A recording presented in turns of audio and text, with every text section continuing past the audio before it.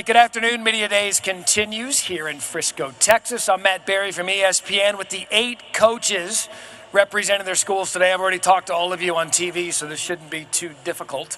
And I want to start and kind of frame the conversation like this. And Coach Frost, I'm going to start with you. As the newcomer to the Big 12 this year, you've had an opportunity to watch this league from afar. How would you describe the competitive balance of the Big 12? Yeah, I mentioned that talking to you, just the watching from the outside. This is the one league where I feel like there's so many good schools in this league, and everybody plays well, but you can make an argument anybody in this league could win the league if they do things the right way.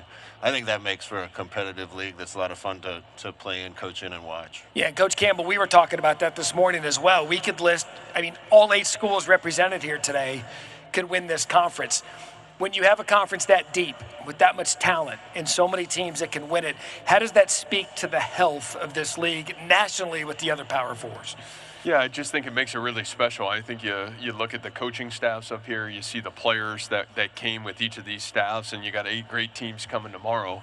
I think top to bottom, you tune into a Big 12 game on a Saturday, it's going to be a really great experience. And I think it's a credit to the coaches up here and what they've built, and the coaches coming tomorrow and what they've built. Kenny, college football is in an era completely different than 2-3 years ago. It seems like it's changing every minute. As the conference champion from a year ago and where you sit now, what do you want to see happen, not only in this conference, but in college football big picture, to ensure the health of it moving forward? Yeah, just to create some standards, whatever it is. I don't think anybody cares what the rules are. They just want to know the rules, right? Tell us where the sandbox is and we'll play in it. At the end of the day, this is a game. I know this is a business. I know it's a profession to everybody, but if anybody who's not in this, to see a kid go from an 18-year-old kid to a 22-year-old man and enter the real world is in it for the wrong reasons. So I think people always focus on the negative and the changing of college football. The reality is we get to impact a lot of young people every single day, and we should do it with every single power that we have in our body to help these kids achieve success in life. And when you mention rules, does that include knowing what targeting looks like, or is that a whole? No. Okay. I have heard more positive things about losing in my entire life. That we lost the football game, unfortunately. There's no excuses. If I have better scheme on 4th down, nobody talks about targeting. Coach Aranda, similar question in college football. We need to put the smart people in a room to get this thing figured out. What do you want to see out of the sport now moving forward?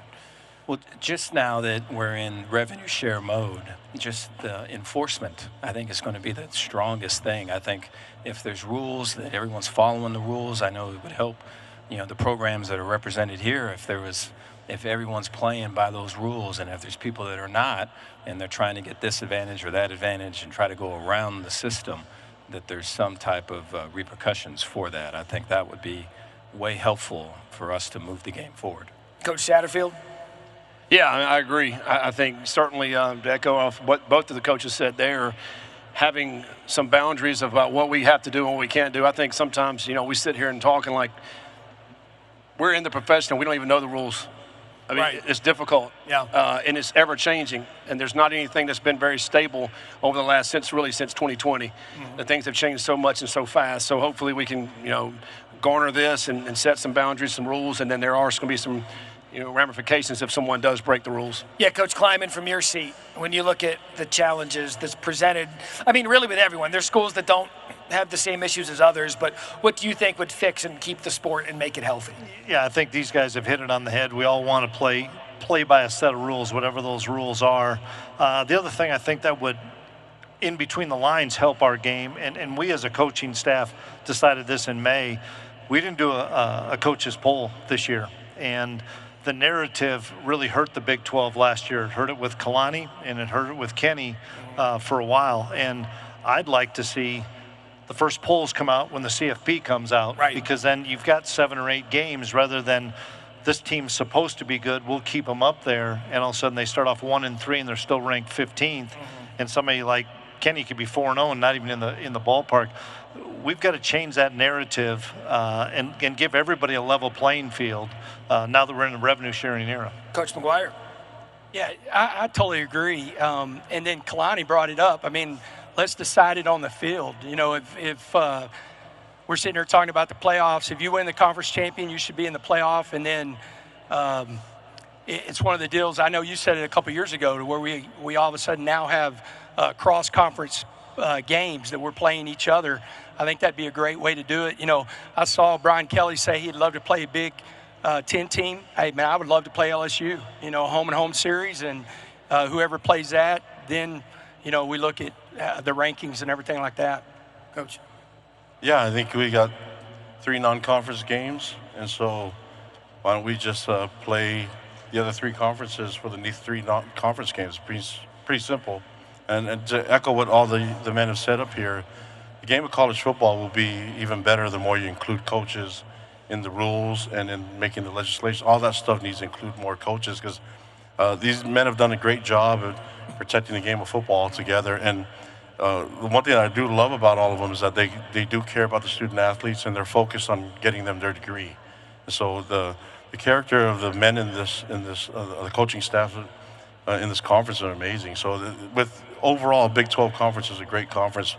Back to the question, I'm all about playing the game on the field. So let's, with the flexibility, let's try to figure out a way to get that done. And is that an agreement amongst all of you, and that we're in a spot where we kind of don't know the criteria of getting to the college football playoff, other than we know if you win your conference, you get an automatic bid, and then there's the at-large bids. Is there something that you believe when you look at some of the other ideas being pitched around, the 5 and 11? You heard Brett Yormark talk about that today. Is that the best for college football in addition to this league? I think it is right now. I'm on a couple of committees, and I think it is definitely right now until we can get uniformity in scheduling. You can't have some leagues playing 9 conference games and some leagues playing 8 conference games. So we've got to get on the same page there. And if we can do that, I still think if you have the 5 AQs and have 11 at-large teams, you go back to what these guys say, then you have some head-to-head matchups. And those head-to-head matchups, P4 versus P4 is going to matter. Let me ask you this, Coach Frost. You were in the NFL a year ago. I mean, that's a professional sports league. That's the professional level of football. College seems to be trending that way. Is there anything that concerns you about where you believe the sport is headed? Yeah, I think there's things that concern a lot of us. You know, Coach talked about the fairness right now, and Coach talked about wanting things to be decided on the field. At least in the NFL, you know what the rules are, you know what the salary cap is. Right now, at the end of the day, things are decided on the field, but way before that, they're decided in bank accounts. And that needs to be leveled out. Like Coach said, if there's some enforcement and everybody's playing by the same rules, I think it's a better game. It's a sad state of affairs in college football if he who has the richest boosters wins, and I don't think that's where anybody wants it or where it was intended to be. Coach Campbell and Sataki, you've been in both your programs now for 10 years, kind of the dean of the coaches here on set in this league. How have you seen the Big 12? I mean, it was a few years ago, and we're sitting here thinking the Big 12 could be in trouble when Oklahoma and Texas departed to the SEC. It seemed to be expansion and realignment every 3 days. But in your 10 years, how have you seen the Big 12 position itself to where we are today? Well, I think some foresight a little bit on, you know, even though those rocky times have come, the foresight to be aggressive in adding the right teams into this conference. And I think, you know, the additions that we made over the last 4 to 5 years have helped us steady the ship during a really rocky time. And not even just the quality of football program, but the quality of universities that have come into the Big 12 over the last 3 years. I think not only has it added great value in football, but it's also added great value in terms of the integrity of the Big 12 right now. I think the level of leadership we're seeing from the Big 12, specifically from Commissioner Yormark, has been amazing.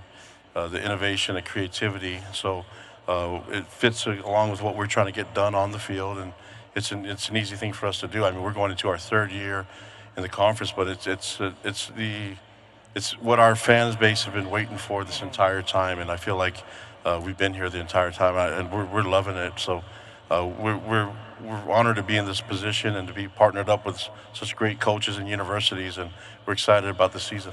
In a candid roundtable, and maybe you were asked this question this morning, maybe you weren't, but I want each of you to go down the line, and Kenny, we'll start with you. With where we are now in player movement, what candid conversations do you need to have with a player who might consider leaving or who might try to do something else? What conversations are you having with your players now that you weren't having 2-3 years ago? Yeah, to be honest, not a lot. We returned almost everybody. Not many people wanted to leave the program. I think if you pour into people, they feel obligated to pour back into you. So I think our program's built on retention, not acquisition. I don't want to win recruiting rankings. I don't want to win social media. I don't want to be the #1 team in the recruiting. I want to be #1 in retention. I want our players to know if you come to our school, we are going to take care of you. Mm-hmm. That's it. So what conversation do I have? If you come here, I'm going to take care of you. That's it. And that's the conversation we have, but we don't have much movement unless somebody is a senior, junior, and wants to start, and he's maybe second or third on the depth chart. And I say, listen, you're not going to start for us. We have a guy returning. If you want to play college football, let me help you. Get you to Memphis, where a guy I worked with is the head coach. We had 2 guys in our 2 deep leave. Both of them went to go play for people I coached with that I consider mentors, Florida State and Memphis. I helped them get there. Coach Aranda. I thought the first portal window of this past year, I felt like, hey, we've got some opportunities for guys to come in and contribute, and I felt that throughout. Just everyone was kind of in, hey, we're kind of the hunter mode. We're trying to fill some spots. We're losing guys are declaring, or guys are stepping away from football, whatever it may be. I thought in the second portal window, I felt very much like we were the hunted. There's so many of our players that were coming to me or to us and saying, hey, that there's this much money being offered to me, and I'm going to go. They're talking about me going to this league or that league, and it was a consistent thing just about every day. And so to be able to kind of get through that, I think we had one departure. I think speaks to what was just spoke about. I think that you have to have relationships, and it has to be bigger than football, because when the times get tough and the storms come and everyone up here has been through all of that, it's the people are the only thing that are left. Yeah. And they're the only thing that are real. When all that stuff happens, the money that you're making doesn't even enter the equation. And so I think to have it where it's relationships and it's truth telling and it's transparency, and I think the people can feel when it's just transactions that are happening. Coach Frost. I agree with everything they said, but there's a limit to everything. If some other network offered you 4 times as much to go work for them, I'm out. Sorry, ESPN. See ya. Exactly, and that's where if we know what the limit everybody can spend and everybody's working with the same resources, I think you'll see a lot less transferring and a lot less movement, and that'll be good for not just college football, but for the young men themselves. Coach Satterfield. Yeah, very similar. I think obviously we want to retain our best players and the players that are doing the right things, but I do think honesty comes into play. I do think the way you treat your guys, hold them accountable, be disciplined with them, but be honest with them. And, the players that have left are guys that want to start, second, third year guys that want to go play somewhere and start. And I think that's what you want. That's a healthy program in my opinion, but it's mainly taking care of your guys that have done all the things that correctly for your program. And Coach Aranda said something interesting, Coach Gamble, about the portal window. It seems to me that opens a lot for interpretation for getting your roster set, allowing these players to leave. I think it's absolutely insane that there was a team in the college football playoff that their backup quarterback hopped in the portal to get there in time for the new semester. What needs to happen in these portal windows to make it uniform to where we're not having players leave during the playoff or during big bowl games? Yeah, and I know Chris is on these committees that works really hard to kind of, help coaches and help programs kind of align the calendar the correct way. And I think we've talked about this as a Big 12 coaches. Obviously, you'd love to have one portal window. I think every coach in America would want that. I think the reality is our ability to get this calendar right. I don't think it's fair for college student athletes. I think Notre Dame and Ohio State, both their players played in the championship game, and Ohio State's already 3 weeks into the second semester. Notre Dame flies home, and their kids are going right back to campus. I think the reality of getting our calendar correct, helping one calendar window, finding at the right time for the transfer portal to be open, probably some point in January, and then helping us have that opportunity then to build our football teams from there. So I think we still have a lot of work to do in college football, get the calendar right in terms of the season, get the aligning the player acquisition correct for everybody involved, and then getting the time to prepare our teams to get ready to play, and getting those three things right, I think is critical for college football to be successful. You know, Coach Kleiman, since you are in on those committees, what's the biggest prevailing question, concern that I think comes up of some of the things we've talked about up here? I think the number one thing, and Matt said it, we have to have one portal window. We have to have only one portal window. We got to find the right time for it. There's a lot of arguments on when that right time is, but there's got to be just one portal window, and it's got to be built around the entire calendar. And whenever that portal window is, and unfortunately we're not going to decide that, it's going to be other people, but when that is decided, we're going to try to open up a calendar so that you're not locked into spring ball. Spring ball needs to be OTAs.